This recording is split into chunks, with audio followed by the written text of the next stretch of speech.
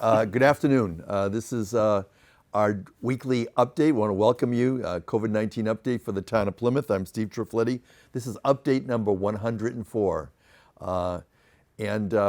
Today this forum is being brought to you on PAC TV, on Comcast Channel 15, and Verizon Channel 47. You can also watch this on PAC TV's streaming channel by going to pactv.org/live. For questions during today's forum, please email us at plymouthinfo@pactv.org. These forums can be replayed at pactv.org/Plymouth. Today, I'm once again joined by Plymouth State Representative Mathew Muratore, also Plymouth Board of Health Chair Dr. Barry Potvin, and Plymouth Public Schools Superintendent Dr. Christopher Campbell. And I want to thank Plymouth State Representative Mathew Muratore for hosting this last week. I was not here. I actually received the Pfizer booster on Monday. I did have side effects, a sore arm, on Tuesday a headache, and quite a bit of fatigue that I'm not accustomed to. But nevertheless, I'm grateful that I had the opportunity to receive it, and certainly encourage others who may be eligible due to health reasons to consider it. It was very easy to go to the local pharmacy without an appointment and to be seen and receive the shot. So again, thank you to Representative Muratore for hosting last week. And at this time, we'd like to welcome once again Dr. Christopher Campbell, who's going to give us an update regarding the Plymouth Public Schools and the soon-to-be reopening of the schools. So welcome, Chris. Thank you, Steve. Thanks for having me again. Very timely update on my part. School committee met last night, so I'm going to share my screen. I have a lot of information to share, and I want to make sure that I'm thorough in my presentation. But as you may recall, our last school committee meeting prior to last night, excuse me, while I find the screen, was August 2nd. And at that point, we had varied information, varied guidance from different sources. So there were three primary sources that the school committee was made aware of in terms of masking and guidance, and started really in mid-July with the American Academy of Pediatrics, really recommending a layered approach for schools to keep students and staff safe, which included masking everyone 2 and older, regardless of vaccination status. The CDC supported a similar recommendation. At the end of July, came out with their guidance saying that all students and staff and visitors, regardless of vaccination status, should be starting the school year with masks. In July, the end of July, a few days later, Department of Education, in collaboration with Department of Public Health, came out with new guidance for public school systems, which at that time strongly encouraged unvaccinated staff and students and unvaccinated individuals that visited the buildings to mask, but did not have any particular mandates of any sort. Fast forward, well, actually, we had our school committee meeting on August 2nd. At that time, my recommendation was to wait. As we learned last summer, information really evolved over the course of the summer, over the course of days and weeks. And sure enough, an additional bit of information came out just yesterday morning. So yesterday morning, the commissioner met with the Board of Elementary and Secondary Education at 10 a.m. and made recommendations to the board declaring exigent circumstances under what's known as the Student Learning Time Regulations. And I've mentioned those here before on this program.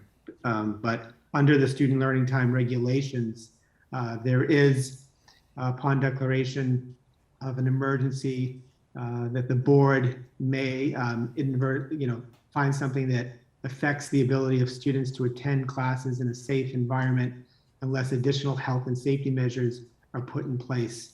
The commissioner consulted with medical experts and at this meeting yesterday recommended that the Board of Education, DESE, provide him the authority to mandate masks in public schools for students ages 5 and above, and staff in all grades through at least October 1st. And I'll get into more detail of what that entails. But at the time, the commissioner's reasoning was the current rise in COVID cases, particularly among school-aged children. Saw this as a mitigation measure to prevent the spread of COVID-19. It would provide more time for students and staff to get vaccinated. So that was a recommendation of the commissioner to the board, and his board voted 9-1 yesterday, approximately 10:30 that was done, and approved that, which made it a mandate for all schools, all public institutions. So in addition, I mentioned that October 1 deadline. Now, in terms of that October 1 mandate, if a school demonstrates by October 1 that a vaccination rate of 80% or more of all of its students and staff is met, then in that school, they would no longer be subject to the state mask mandate for vaccinated individuals. This is something that the commissioner stated, this 80% threshold has been agreed upon by the Department of Public Health. Schools would be able to submit an attestation form provided by the Department of Education to demonstrate that they've met this threshold. And once they reach that threshold and we receive approval from DESE, then that mask mandate would be lifted for vaccinated students and vaccinated staff to remove their masks. Now, keep in mind, at this point, students that are in grades K-6 are not eligible for any vaccine, so this mask mandate would continue. So in alignment with statewide guidance, our unvaccinated students and staff would be required to continue wearing masks in schools. Something that's also different from last year is the way that we approach our testing and quarantine this year. So there's new guidance from the department called a test and stay program. So essentially what this means is anyone who is asymptomatic that is considered a close contact, they can continue to remain in school and continue to participate in sports and extracurricular so long as they, on a daily basis, take a rapid antigen test. They continue to wear a mask and they follow any other guidelines and restrictions that are in place. If a district does not have a test and stay available, which we have been approved by the department to participate in, but if a district wasn't, or if an individual or family member chooses not to participate, that close contact would need to quarantine at home for at least 7 days from that point of exposure. And there is no need to consider someone a close contact on a school bus with masks while the windows are open. Again, the mask mandate at the federal level prohibits anyone from being on public transportation without a mask. So there will be masks on buses as well. Also exempt from testing and exempt from quarantine would be anyone who is asymptomatic that has been vaccinated. Any classroom close contact that is spaced at least 3 feet apart while wearing a mask, and any individual, who's had COVID-19 in the past 90 days. Now, if a student tests positive or presents COVID symptoms during the day, they will be masked, of course, and separated into a waiting room within our health offices until they could be picked up. Now, other important information to share with the public, which we shared last night, there are no other physical distancing requirements in place this year, even during meals. Having said that, we'll continue to distance individuals as feasible when masks are removed during indoor dining, and we'll encourage really utilizing our outdoor spaces for meals as much as possible when feasible. Clubs, activities, and electives such as band, chorus, physical education, with the exception of masking, there are no restrictions to indoor activities. Again, we're encouraged to maintain distance as feasible and really use outdoor space. And another important piece for families to know is that during this year, there are no remote learning options and no remote learning programs that districts are allowed to provide. It no longer counts toward our structured learning time, and the Department of Education issued that guidance back in late May. And just as a reminder to the public that all other health and safety requirements from DESE from the previous school year have been lifted, and we are required to have all students in person full-time 5 days a week. We'll continue to utilize all the other important resources that we have available to us to maximize the air exchange and filtration that we did last year, such as upgraded hospital-grade filters for our HVAC systems, the ionization units that we put in our ductwork, window fans for the older buildings to maximize the air, and really the use of active pure technology systems, which really help to filter and scrub the air in all of our classrooms that don't have HVAC. Continue to provide and promote hand hygiene and clean workspaces, and of course, clean and sanitize according to the CDC recommendations. So our recommendation was to follow the DESE mandate. The school committee voted to support that. We include our pre-K staff in that recent mandate, and we will continue to strongly encourage masks among our pre-K students, understanding that we really need to take into consideration the children who can't properly wear a mask because of their age, and also for medical or behavioral reasons. But our families and our students did a great job in the preschools last year. We will begin to collect COVID immunization records and await DESE guidance on how to do that. But we also have the availability of this information through our health office and our health professionals through the Massachusetts Immunization Information System to sort of validate that. But we are moving forward with this mandate. The public can expect to receive a letter from my office on Friday explaining the recent mandate and all the details behind it in terms of protocols. And we will have a dedicated website for frequently asked questions. But again, Steve, very timely in our information and a lot of information to share. But again, another reason why we wanted to wait until the end of the month to make our final recommendation, or the board wanted to wait. So, we're happy to welcome students back in the coming week. And if there are any questions that come up, I'm certainly happy to entertain them. Thank you, Dr. Christopher Campbell. He is the superintendent for Plymouth Public Schools. Please send your questions to plymouthinfo@pactv.org, as we're currently cablecasting this live on Wednesday, August 25th. We began at the noon hour, and we're now going to our second regular panelist, Dr. Barry Potvin. Dr. Potvin is the chair of the Plymouth Board of Health, and also timely, Dr. Potvin, I believe you have a meeting scheduled for later today. Is that correct? Yes, Steve, it is. There's a meeting from 4 to 6. We'll be going through a lot of details at that meeting.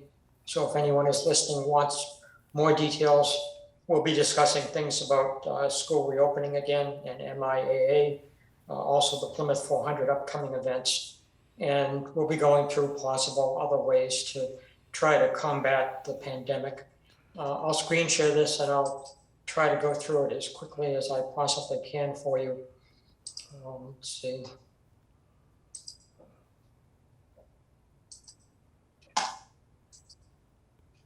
Sorry about the delay. I had apparently was trying to get into the meeting with another meeting ID number.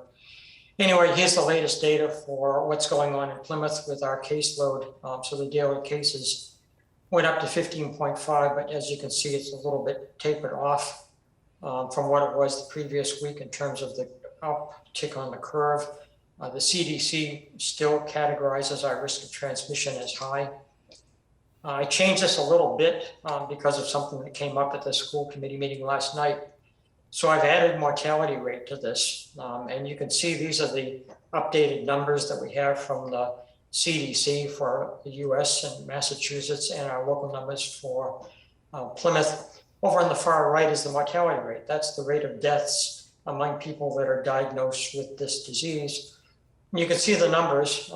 They're generally thought to be around 1.5 to about 2.5 or so, or 3. And by comparison, the mortality rate from influenza most years is about 0.1. So we're obviously dealing with something that is much more deadly than the influenza.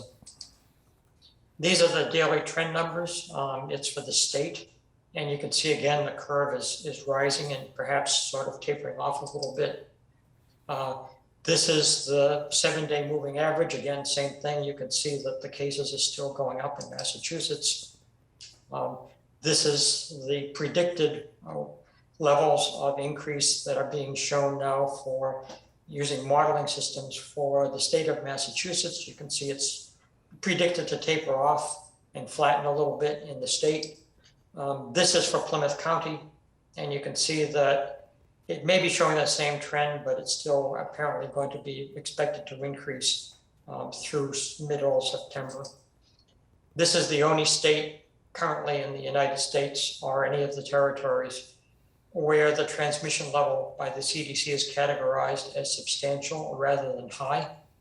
So if you have a vacation planned anytime soon, Maine would be a good pick.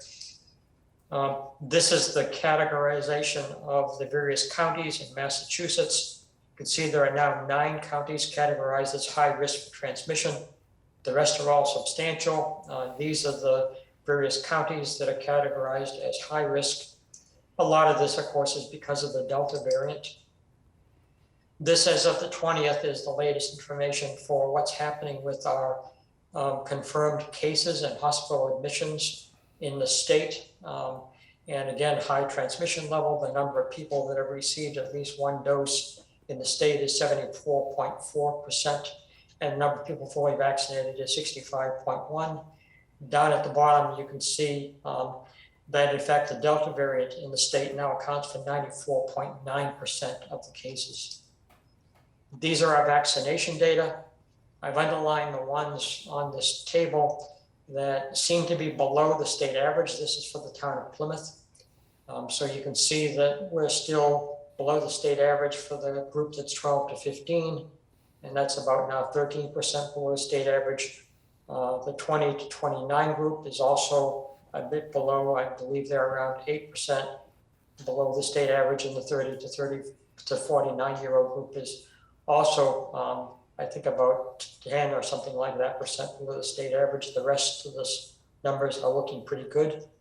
These are the totals down at the bottom, but notice that this is for the people, excluding the ones that can't yet get vaccinated, which is the ones below 12 years of age.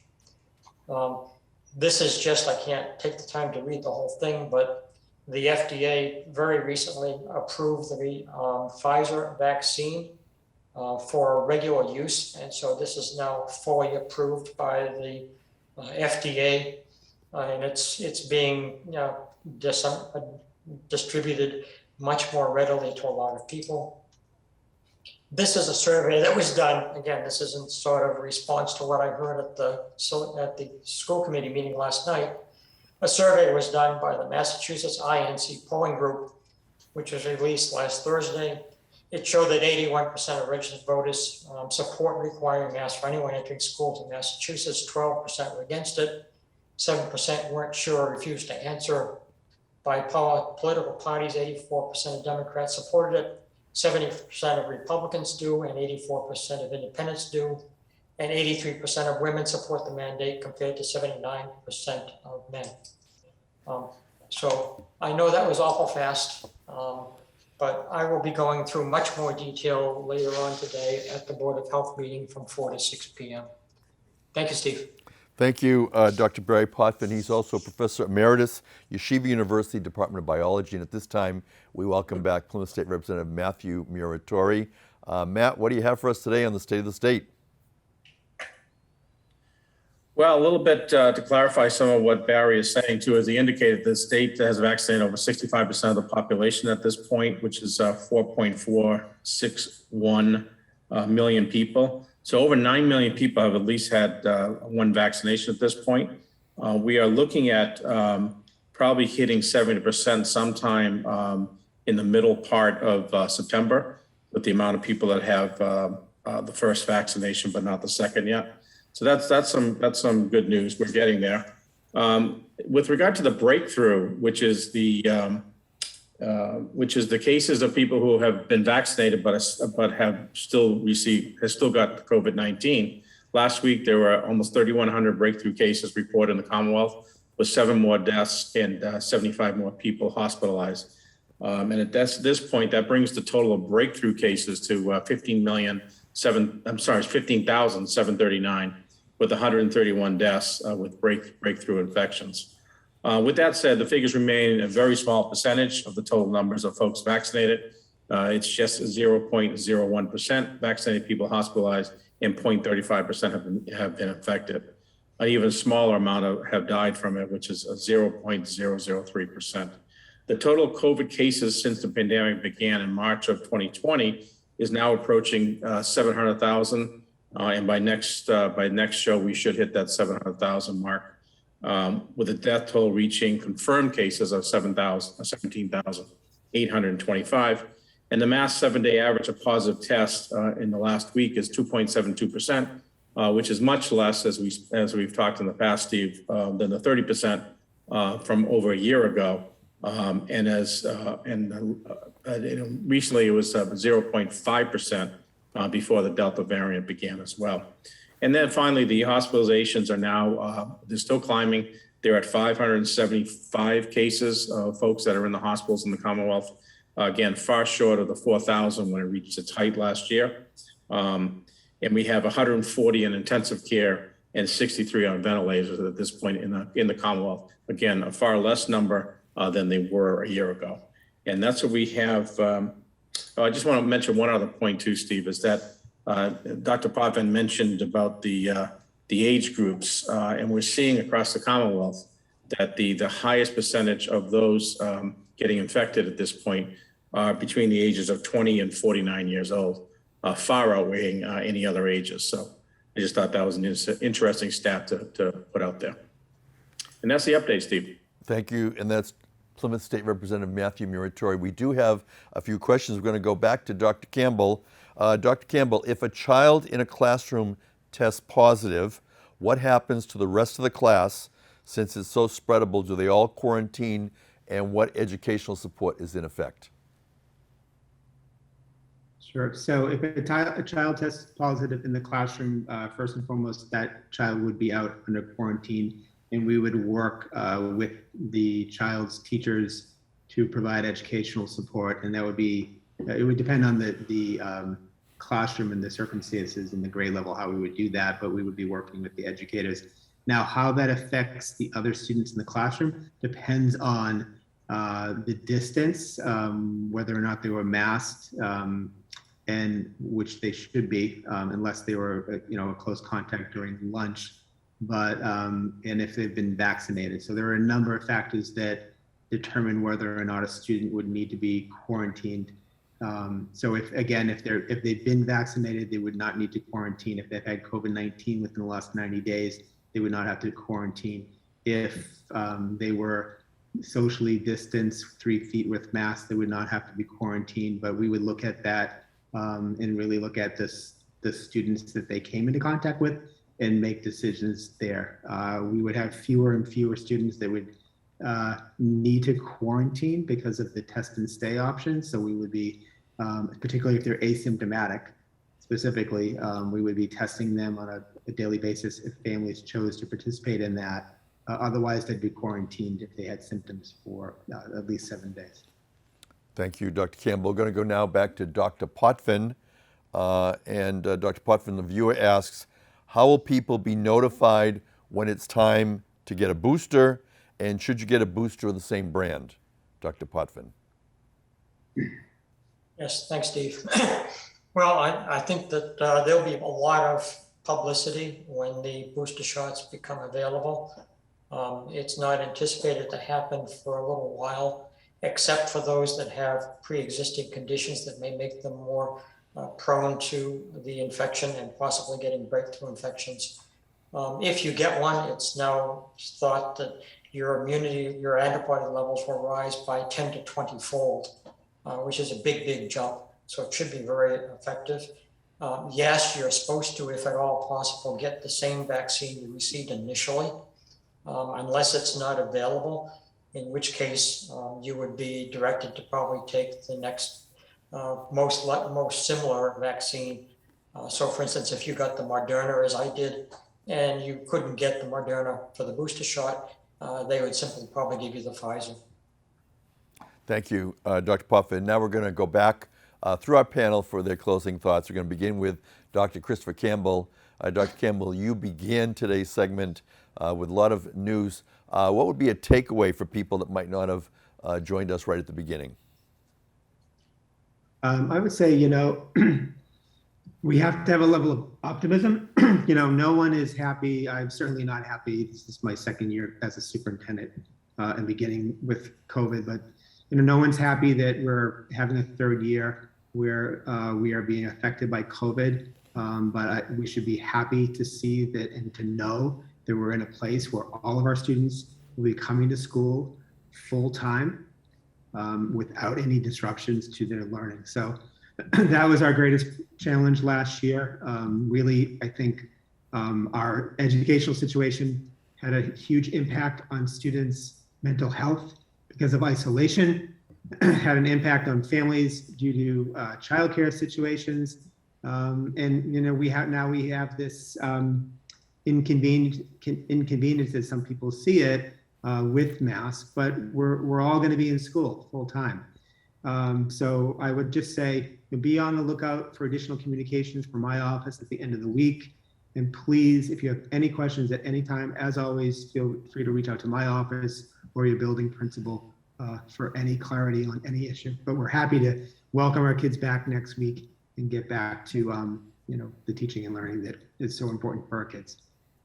Thank you, Dr. Christopher Campbell. He is Superintendent of Plymouth Public Schools. We'll go back now to Dr. Barry Potvin. Dr. Potvin, you've been with us now well over a year, looking back on COVID-19 in Plymouth, and we're here today in the present. What can we look, as we look forward, what can we expect? Well, looking backwards and forwards, I think if we think about our shows that ended for a while at the end of May of this year, very few of us anticipated what was going to happen when Delta descended on us in such large amounts. And that's why we had to restart the update show and take all kinds of other precautions. It's difficult to deal with, that's certainly the case, but we're far better off here in Massachusetts than many other states. You probably have seen what's going on in some of the southern states. Hospitals are overwhelmed, lots of deaths, lots of new cases, in some cases higher than it even was last January. Patients being sent all the way from Texas to Utah to get treatment because there's no space or staff to help them. So we're better off for sure. Last thing I'd like to say is there's a lot of big events coming up in the next 2 weekends here in Plymouth. They're mainly outdoors, and it's certainly true that you're safer outdoors than you would be indoors.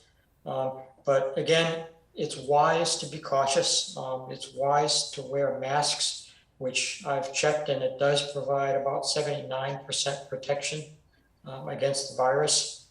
But if you're in crowded conditions outdoors, or especially if you're in face-to-face conditions where you're having long conversations with other people and you're in very close physical proximity, it is safer for you and for everyone else if when outdoors even you still wear face coverings and face masks. Thanks, Steve. Good advice. Thank you, Dr. Barry Potvin. Returning now to Plymouth State Representative Mathew Muratore. Matt, next week we're going to be joined by Michelle Brady, Director of Elder Affairs for the Town of Plymouth. What do you have to say for a closing statement? Steve, going off of what Dr. Campbell had to say, Dr. Potvin, there is a lot of optimism that's going on here. And I think we forget where we were a year ago. A year ago, we didn't even have vaccines. Now we have vaccines. We're at 65%. It may be unfortunate that the kids have to wear masks going back to school. But as Dr. Campbell said, at least they're going back to school and they're going to be in school. And that's really the important thing. But what we can't lose in this whole thing is vaccinations, vaccinations, vaccinations. If you can be vaccinated, go ahead and get vaccinated. If you have questions, talk to your primary care. If we can get the schools, as Dr. Campbell indicated, to 80% by October 1st, then kids that are vaccinated from grades 7 and up will not have to wear a mask. It's that simple. There is light at the end of the tunnel. It's a lot better than it was a year ago. And we're hopeful that we'll be, out of this and back to some sort of normality in the next several months. But let's keep getting educated on the vaccinations, talk to your primary care, and let's continue working together. Thank you, Plymouth State Representative Mathew Muratore, and thank you to our other panelists, Dr. Barry Potvin, Dr. Christopher Campbell. This completes this week's presentation. Please join us next Wednesday and every Wednesday coming up at 12 noon. I'm Steve Triffletti, Plymouth Town Moderator. Good day.